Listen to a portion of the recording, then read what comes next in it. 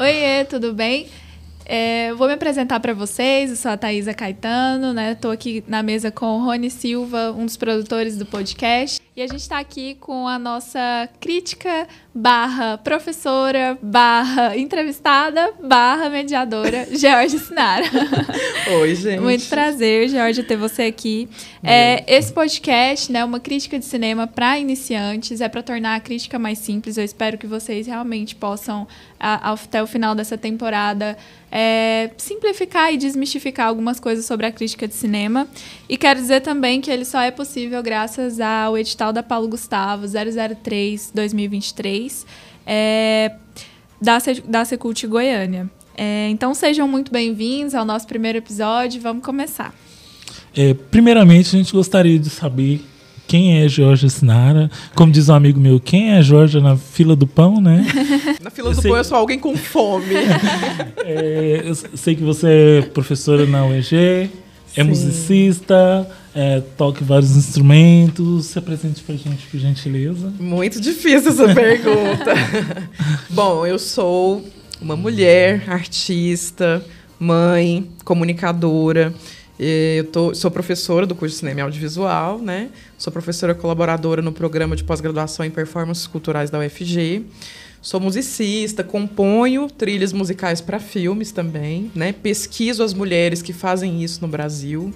Também sou apresentadora de TV, né? Eu tenho um programa chamado Meu Filme na TV, que são os meus alunos de crítica e curadoria que fazem a curadoria, né? Na TV UFG. Então, enfim, cheia de projetos, iniciativas, sempre. De vez em quando sou DJ, tem uma banda que toca trilha de novela e por aí vai. É um saco sem fundo de coisa.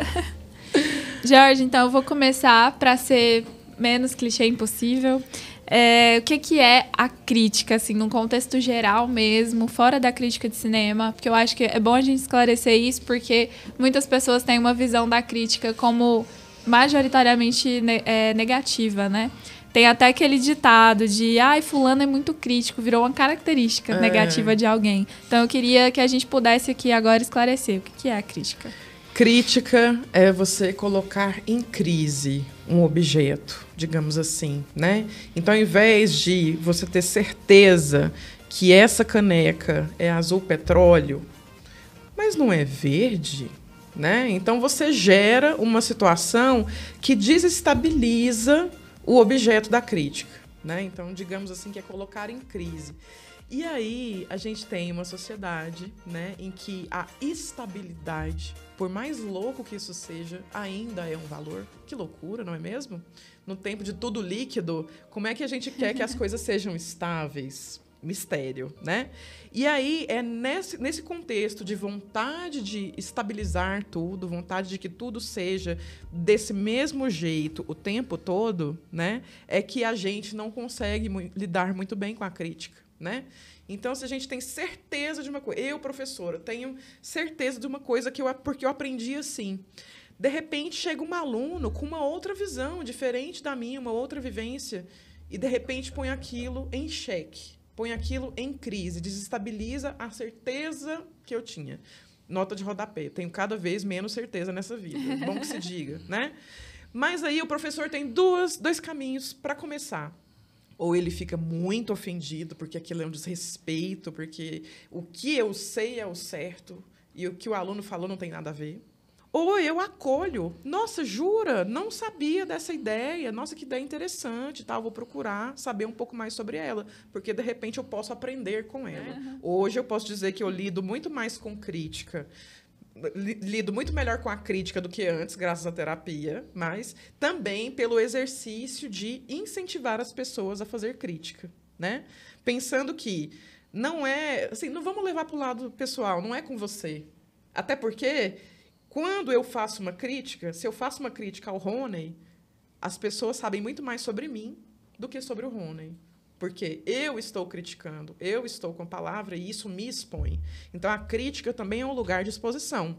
Por isso, exige responsabilidade. Hoje em dia, nós temos muito acesso há muito conteúdo e imediatamente essa coisa da crítica já faz parte do cotidiano da gente. A crítica da crítica, né? A crítica da crítica. Faço o tempo todo. O que falta muito é a autocrítica, mas isso é outra história. E assim, muitas vezes os próprios produtores, quando é uma produção mais longeva assim, que leva mais tempo, né? Eles até... Essa crítica do público faz que altere alguns rumos, né? Principalmente novelas e séries que são... Demandam uma continuidade, né? Uma assiduidade. Então, tipo, naquela temporada teve isso que não foi coerente.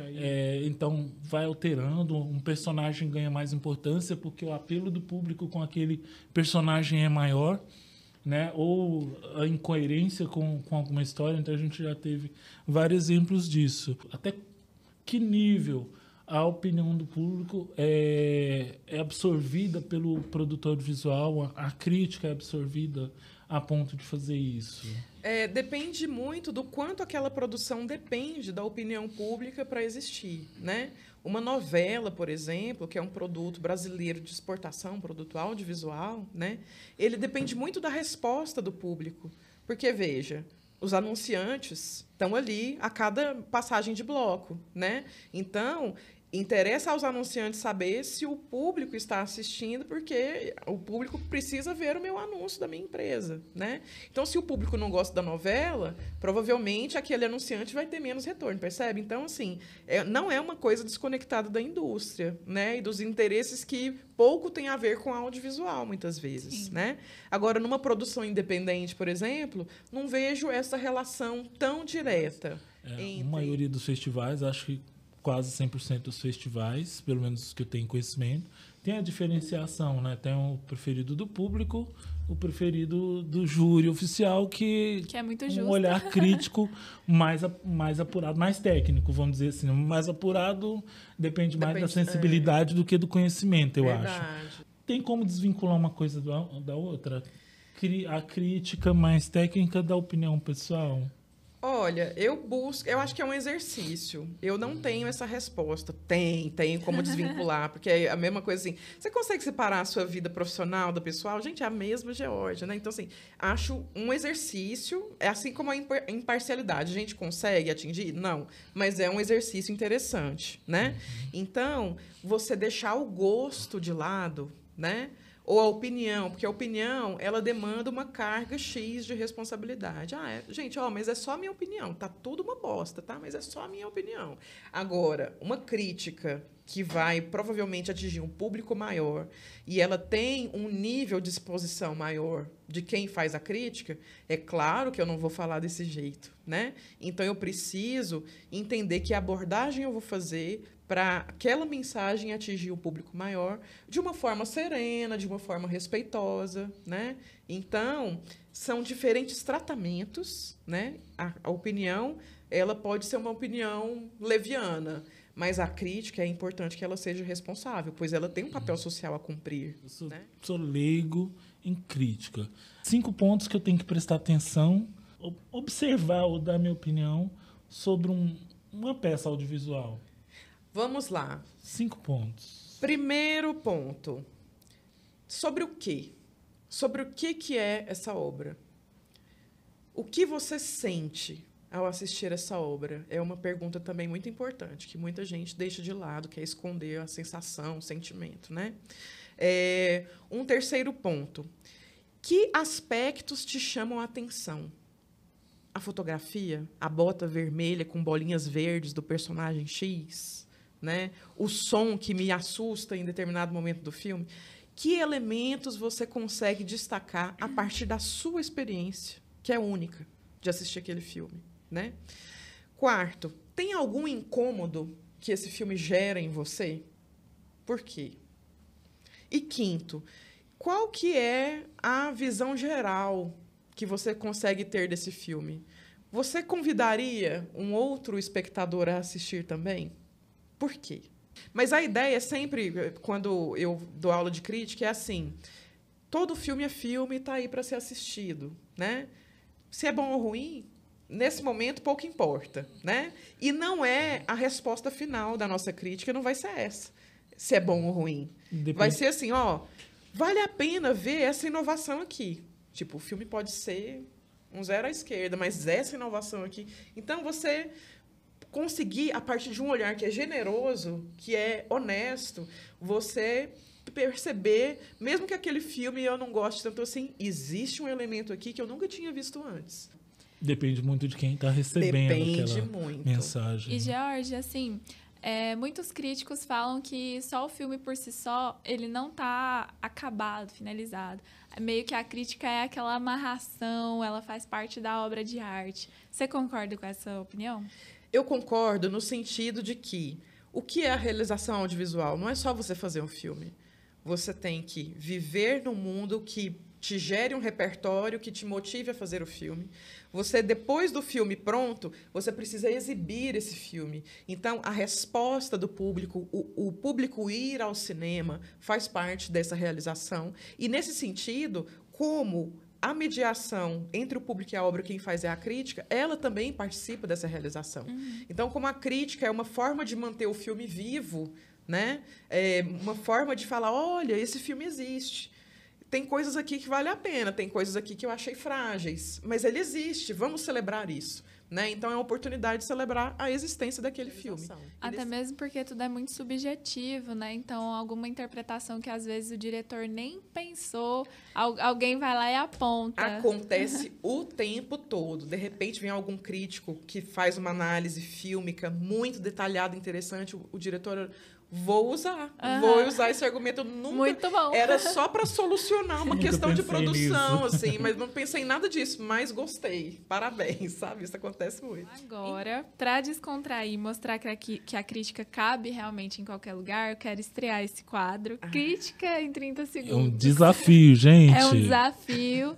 Vamos ver como é que você vai se sair. Esse é o primeiro de muitos. Então, pode dar o play pra gente.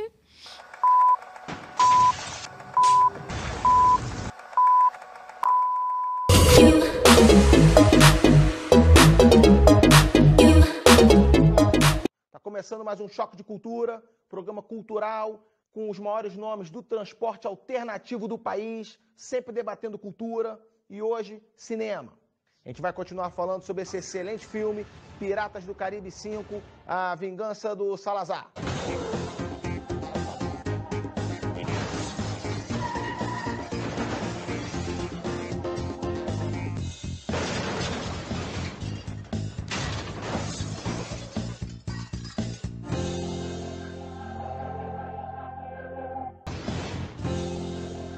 Julinho, o que você achou aí da atuação do ator Johnny Depp?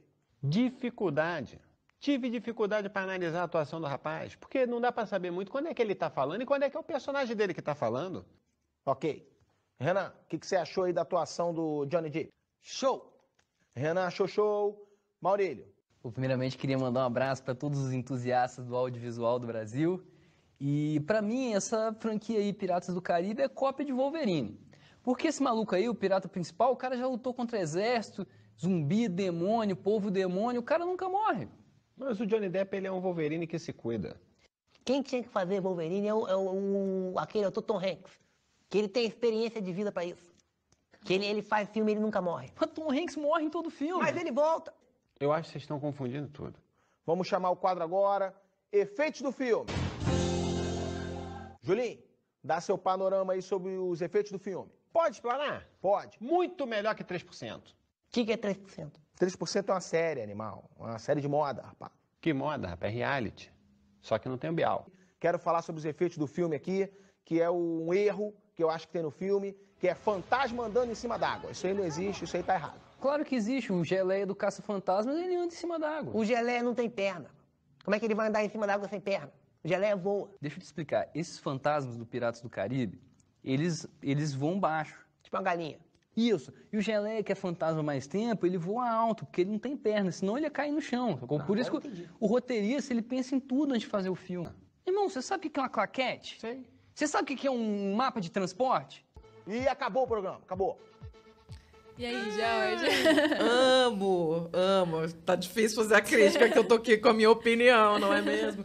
Mas agora falando sério, é muito interessante porque no exercício da crítica você aprende a desenvolver as palavras, a argumentar, a articular os pensamentos, o seu repertório, a fazer a análise da imagem do som. Aqui, eles são monossilábicos. São homens com aquela ideia arcaica de masculinidade, num exercício de uma profissão eminentemente feita por homens, né? E com aquela coisa meio marrenta, né? Como o homem aprende a ser homem nesse mundo patriarcal. Então, você tem monossílabos para falar. Bom, show, uma palavra. Então, é muito interessante porque eles trazem uma crítica à crítica usando o repertório da vida, de como eles aprenderam a ser gente. Então, você tem monossílabos para falar de crítica a filmes. Você tem uma visão binária das coisas. Tá certo, tá errado, né? Então, é muito interessante como eles fazem o contrário do que se espera de uma crítica e diverte a gente, né? Pensando que quem é você, motorista de transporte alternativo, para fazer uma crítica? Você não está autorizado a fazer crítica. E num formato muito parecido com esse podcast, eles têm toda a atenção, toda a visibilidade para isso. Então, é uma grande crítica dentro da pergunta: quem pode fazer crítica? E crítica para quem? Então, usando o argumento deles monossilabicamente, crítica de cinema é para todo mundo? Sim. Bom, então a gente chega ao fim desse primeiro episódio, né? Que foi ótimo, você só brilhantou mais ainda. Obrigada. Eu quero agradecer a sua presença, quero agradecer a nossa produção. E você aí de casa fica bem ligado, porque a partir do próximo episódio a gente vai ter a crítica ligada às diversas áreas do cinema, então a gente vai poder conhecer um pouquinho de tudo. E eu te espero. Até mais. Um beijo. A gente te espera e até o próximo. Tchau.